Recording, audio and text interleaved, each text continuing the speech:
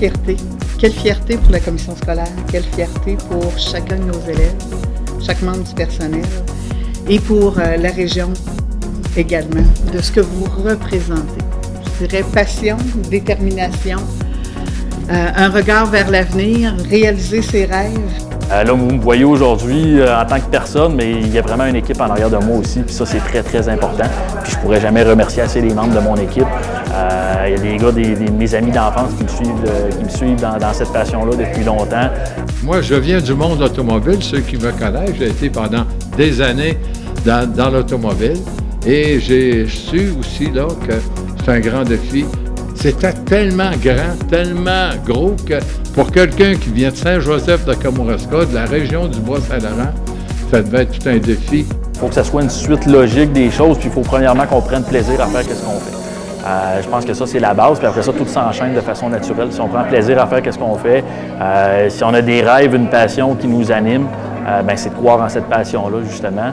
Puis là, quand on voit en plus qu'on est capable de réaliser cette passion-là, quand on est capable de vivre de cette passion-là, bien là, c'est encore plus gratifiant. Premièrement, en course auto, on se bat toujours contre nous-mêmes, puis on se bat contre les compétiteurs aussi.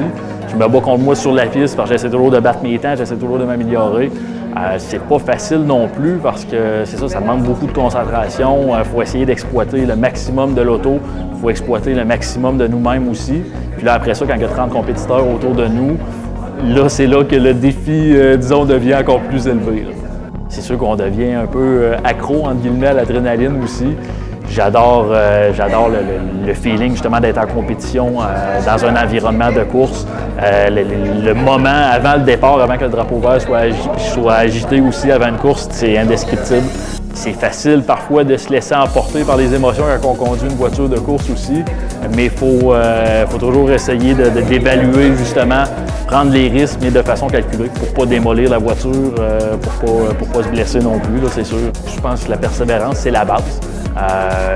Si on s'arrête aussitôt qu'il y a une embûche, c'est sûr que dans la vie, il y a plusieurs problèmes qui peuvent se dresser à nous, c'est certain. Puis le but, c'est toujours essayer de trouver des solutions.